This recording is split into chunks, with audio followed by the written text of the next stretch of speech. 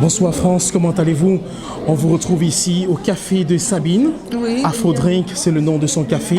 Quelle est la raison pour laquelle on vous retrouve ici dans le café de Sabine, ici à Liège? Oui, bien, la raison principale, c'est parce que Sabine a été arrêtée et se trouve actuellement dans un centre fermé qui est le centre fermé de Holsbeek, Oui. où sont détenues des femmes. Et moi, je fais partie du collectif de résistance au Centre pour étrangers, le CRACP, qui, depuis plus de 25 ans, se bat contre les centres fermés, contre les expulsions. Qui se bat contre les centres fermés et les expulsions. Donc c'est la raison pour laquelle on vous voit aujourd'hui ici auprès du café de Sabine. Donc vous vous mobilisez pour contre les centres fermés, effectivement. Quelles sont les activités que vous menez dans ce sens-là? Oui, d'une manière générale, disons que nous, on est surtout actifs autour du centre fermé de Votem parce qu'il se situe à Liège. À Liège, oui. Et donc là, on est présent tous les samedis devant le centre.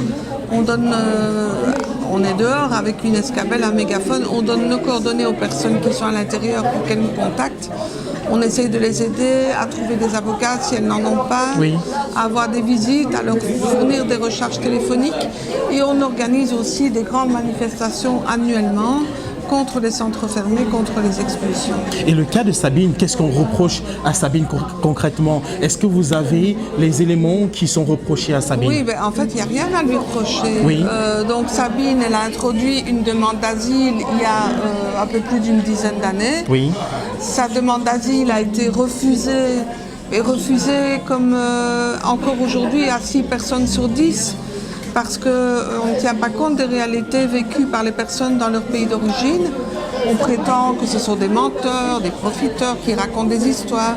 Pourtant, les personnes fuient des persécutions, les personnes fuient des dictatures, des personnes fuient, quand il s'agit de femmes, des violences faites aux femmes.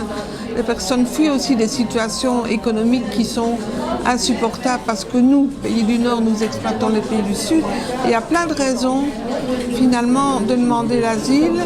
Et la réponse est le plus souvent une réponse négative. Alors après, les personnes comme Sabine introduisent une demande de régularisation de séjour, c'est ce qu'on appelle l'article 9 bis.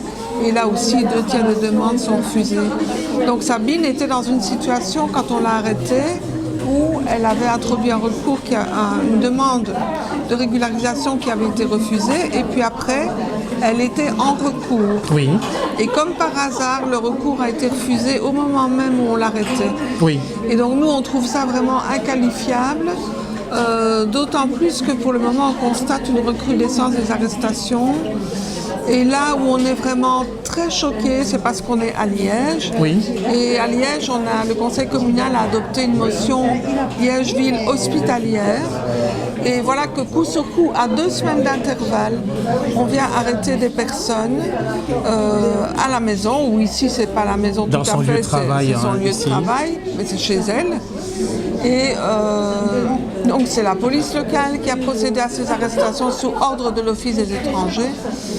Et nous, on aimerait quand même que les bourgmestres entrent en résistance par rapport à des arrestations tout à fait arbitraires comme celle-là.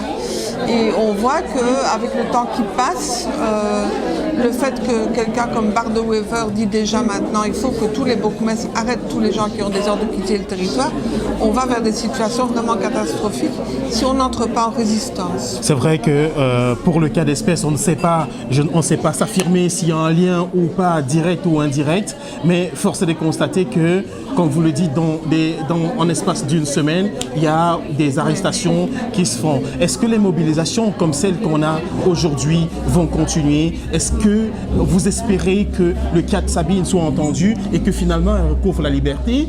Oui, ben, on l'espère. Enfin, ici, je vais dire ce qui est extraordinaire, parce que ce n'est pas toujours le cas, c'est qu'il y a eu vraiment beaucoup de monde qui se sont mobilisés, aussi bien dans le monde culturel, puisque Sandrine avait fait l'objet d'un film, Oui. son salon de coiffure, mais aussi les associations sur le plan national, comme le CIRE, les associations liégeoises, les associations bruxelloises. Donc il y a un énorme soutien, il y a une médiatisation. Et donc on espère vraiment qu'elle sera libérée, mais aussi que tout ce que son témoignage a apporté comme information, notamment le fait que oui, les sans-papiers ils travaillent, oui, les sans-papiers ils payent des impôts, oui, ils sont bien intégrés dans notre société, oui, on a besoin d'eux, que ça serve aussi la cause de l'ensemble des sans-papiers. En tout cas, nous vous disons merci. Merci On beaucoup. se retrouve, on est ici aujourd'hui dans l'activité de Sabine, qui Oui. est un café, un restaurant, bar, on va dire ça comme ça, où elle a été arrêtée finalement. On a bien vu à l'extérieur Oui. les manifestations, beaucoup de gens qui sont venus pour soutenir Sabine, soutenir la cause du mouvement que vous représentez, rappelez-le, pour la gouverne de Donc, tous c'est nos amis followers. Donc nous, c'est le CRACP, le collectif de résistance au Centre pour étrangers. Le collectif de résistance au Centre pour étrangers. Voilà. Merci Madame France de l'avoir accepté l'interview de CFP Média Prod. Merci beaucoup.